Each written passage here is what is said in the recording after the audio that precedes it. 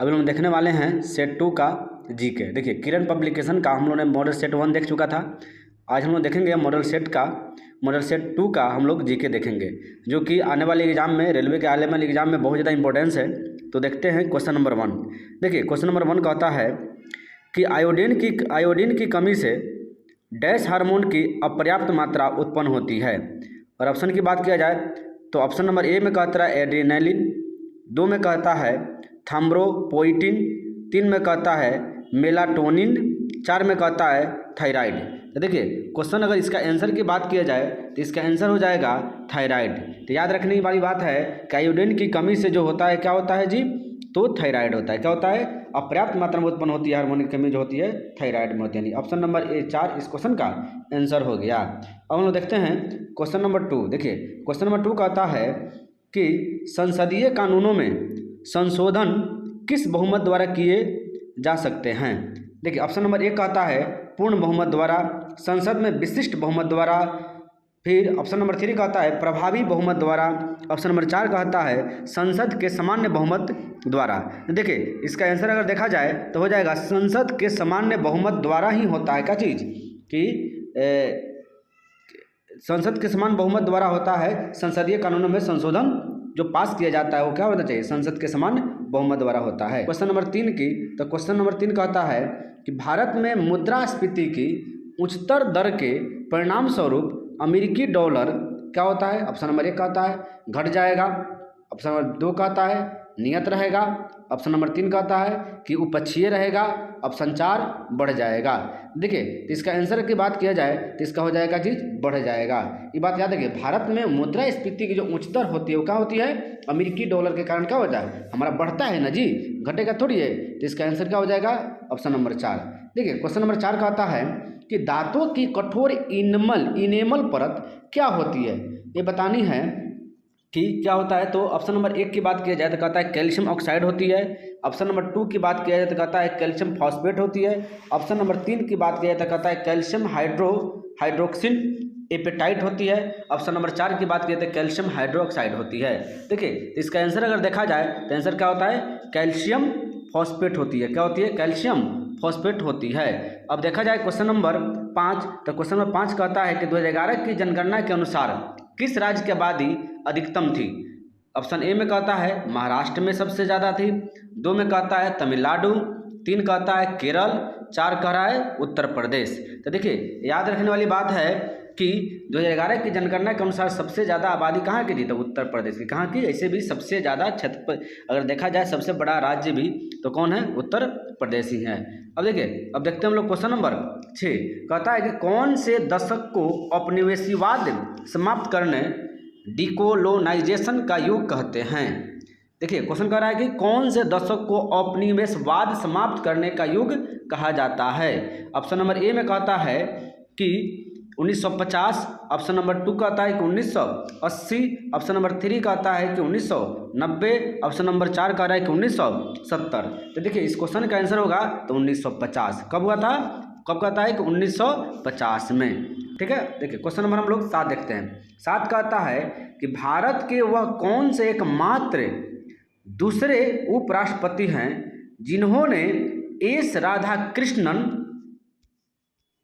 के बाद दूसरी अनुक्रमिक अवधि में पद प्राप्त किया। तो देखिए दूसरी अनुक्रमिक में, दूसरी वर्गणना में देखिए तो KR नारायणन, 2 कहता है BS शेखावत, 3 में है AH अंसारी और 4 में है डॉक्टर शंकर दयाल शर्मा। तो देखिए याद रखने वाली बात है, तो इसका आंसर क्या हो जाएगा, क्वेश्चन नंबर 7 का आंसर हो जाएगा 3, यानी क्या हो जाएगा HM अंसारी को जो था दूसरी अनुक्रमिक अवधि में पद प्राप्त हुआ था। हम लोग 8 देखते हैं। 8 कहता है कि the kingdom of God is with in you पुस्तक किसने लिखी है। तो देखिए ऑप्शन नंबर 1 की बात किया जाए तो कह रहा है कि लियो टॉल्स्टॉय, 2 में कहता है हेनरी डेविड, 3 में कहता है महात्मा गांधी, 4 में कहता है जॉन रस्किन।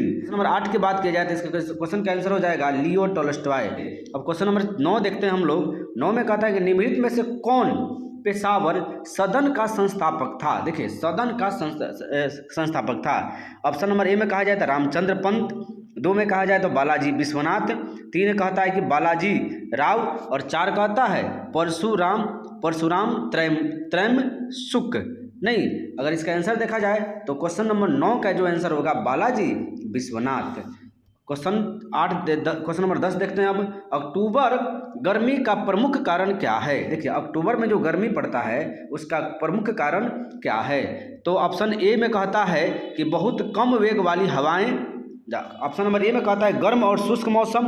ऑप्शन 2 कहता है बहुत कम वेग वाली हवाएं। 3 कहता है कि भारत के गंगा मैदानों में निम्न दाब सिस्टम। 4 में है उच्च आर्द्रता के साथ संबंध उच्च तापमान। ठीक है, अगर इसका आंसर की बात किया जाए तो क्या हो जाएगा? ऑप्शन नंबर 4 इस क्वेश्चन का आंसर हो जाएगा कि अक्टूबर गर्मी का प्रमुख कारण क्या है? तो उच्च आर्द्रता के साथ संबंध उच्च तापमान।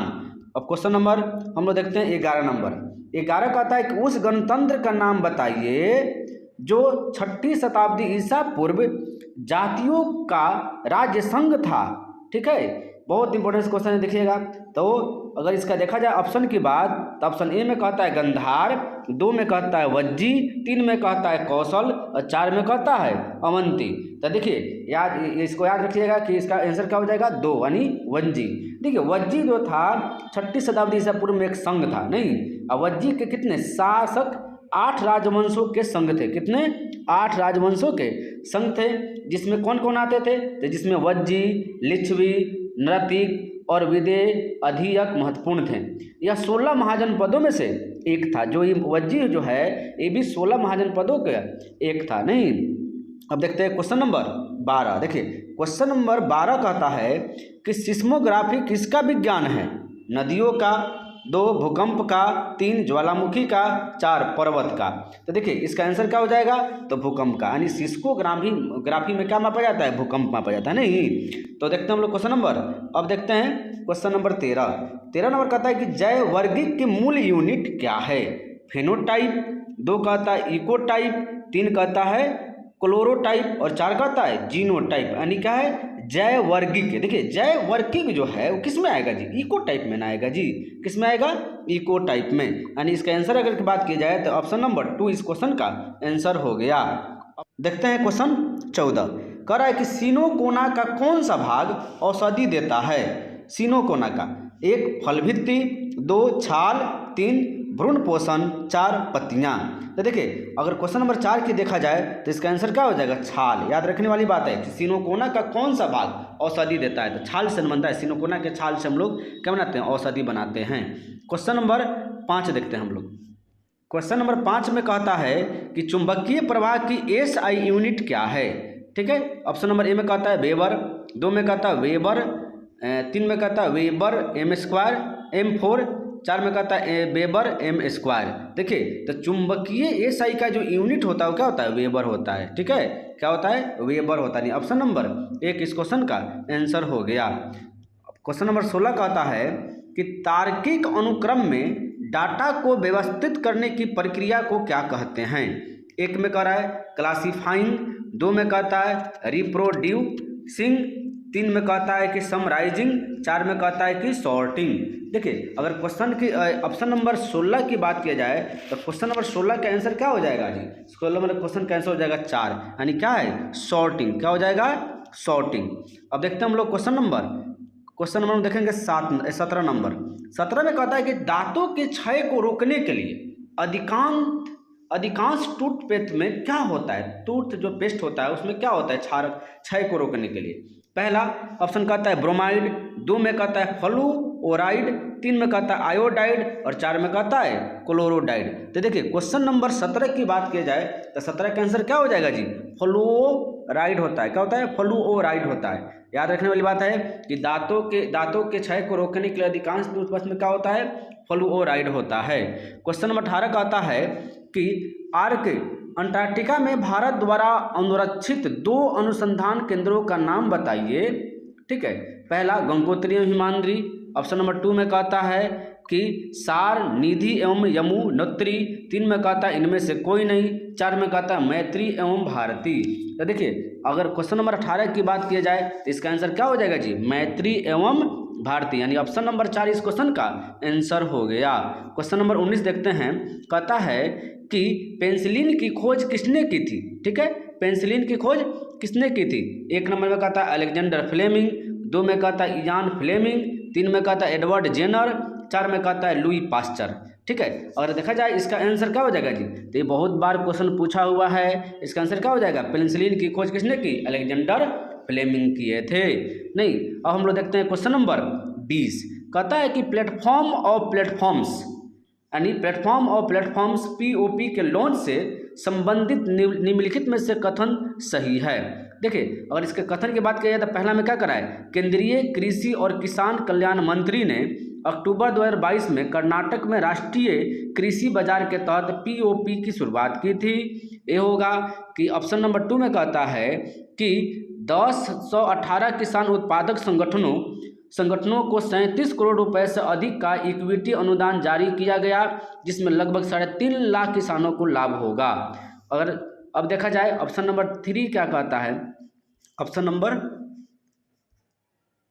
देखते हैं ऑप्शन नंबर 3 कहता है कि ई नाम सेवा प्रदाताओं के प्लेटफॉर्म के रूप में एकीकृत करना है, जिसमें समग्र सेवा प्रदाता, लॉजिस्टिक सेवा प्रदाता, गुणवत्ता आश्वासन सेवा प्रदाता, स्वच्छता श्रेणीकरण, पृथक्करण और पैकेजिंग सेवा प्रदाता आदि शामिल है। ऑप्शन नंबर 4 में कहता है कि अलग अलग प्लेटफॉर्म के 41 सेवा प्रदाता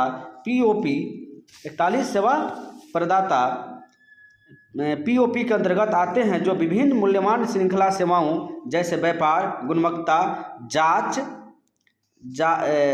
गोदाम, फिटनेस, बाजार की जानकारी, परिवहन आदि की सुरक्षा प्रदान करते हैं। तो इसमें कह रहा है कि इसमें बताइए कि ऑप्शन नंबर 1 में कह रहा है 2, 3, 4, ऑप्शन नंबर में कह रहा है 2 में 1, 3, 4, ऑप्शन नंबर 3 में कहता है 1, 2, 4, ऑप्शन नंबर 4 में कहता है 1, 2, 3। तो इसमें रख के याद रखने वाली बात है, इस क्वेश्चन का आंसर क्या होगा जी। तो इस क्वेश्चन का जो देखते हैं हम लोग,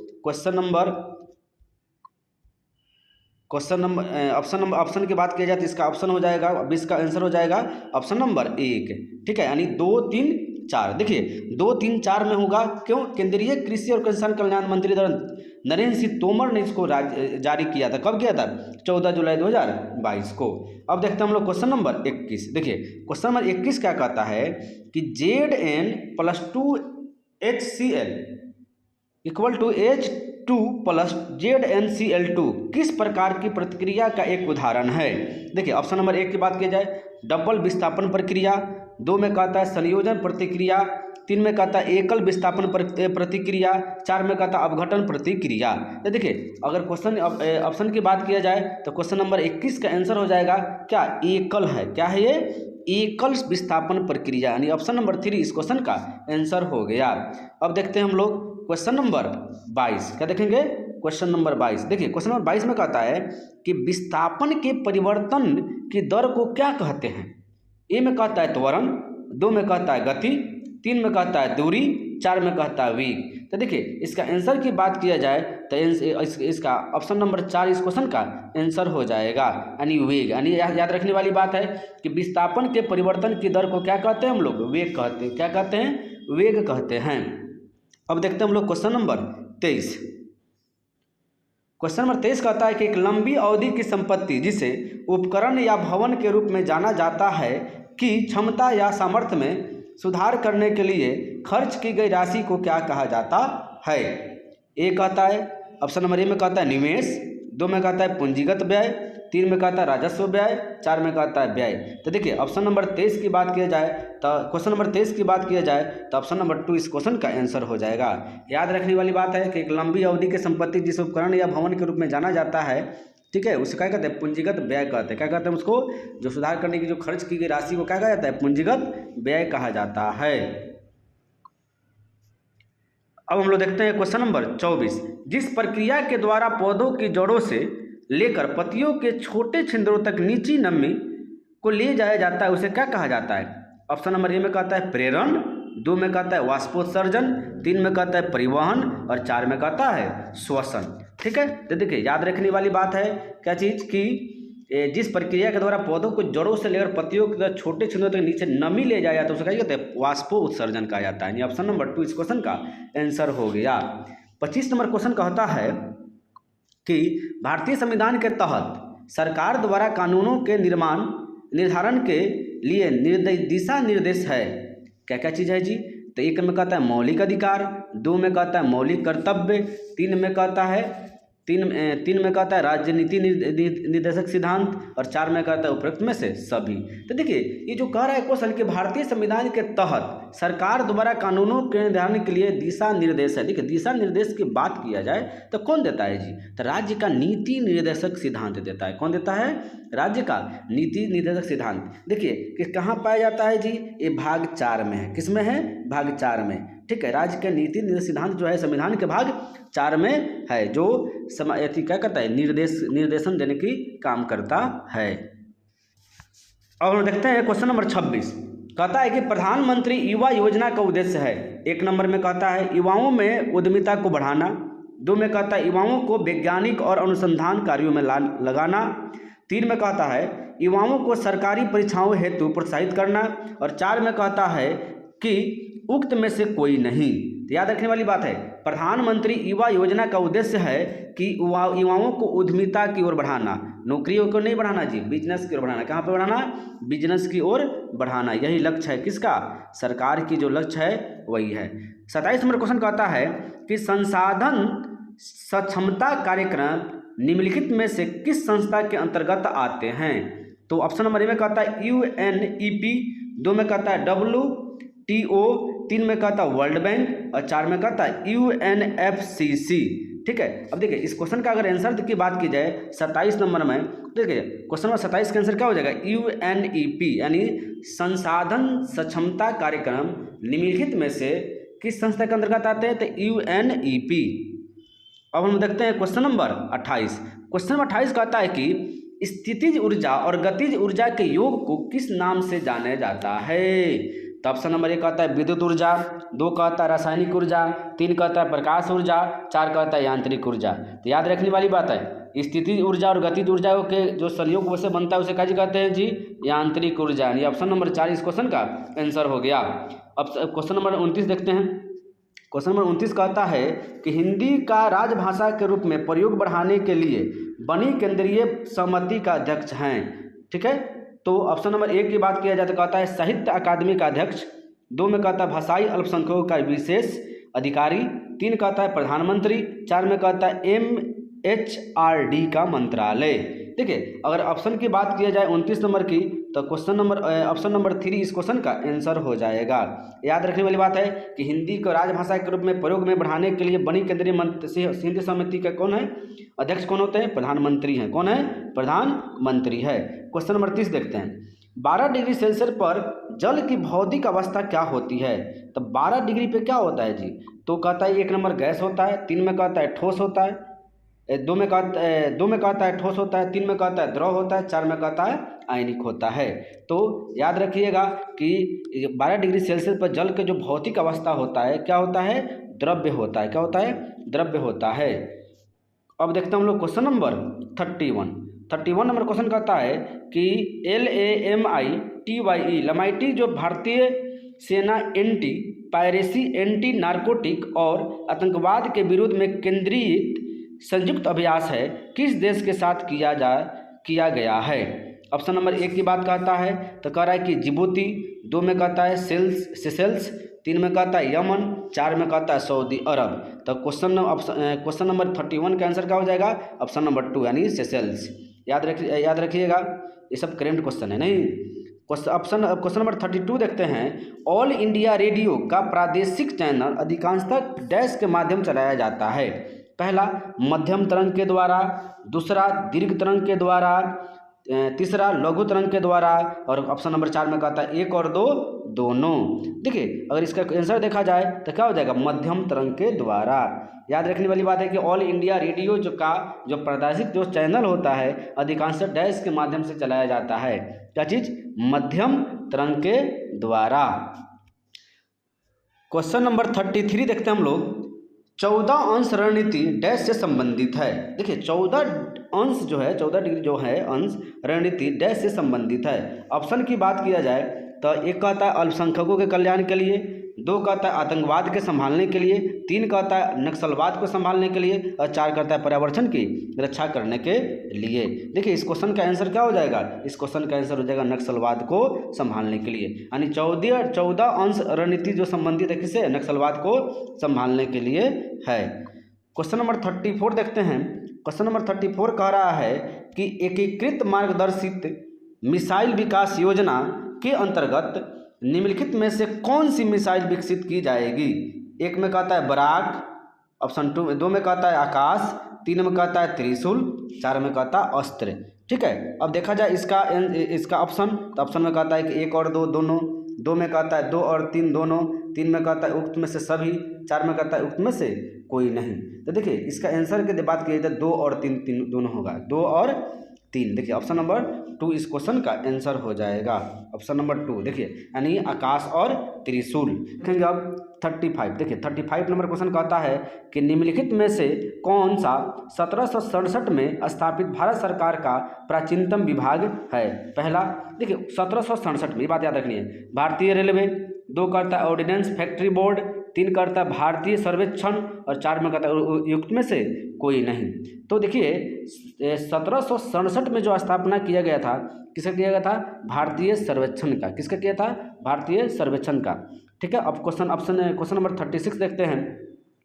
कहता है कि BCCI पॉली उमरीगार पुरस्कार को 3 बार जीतने वाली प्रथम भारतीय क्रिकेटर कौन है।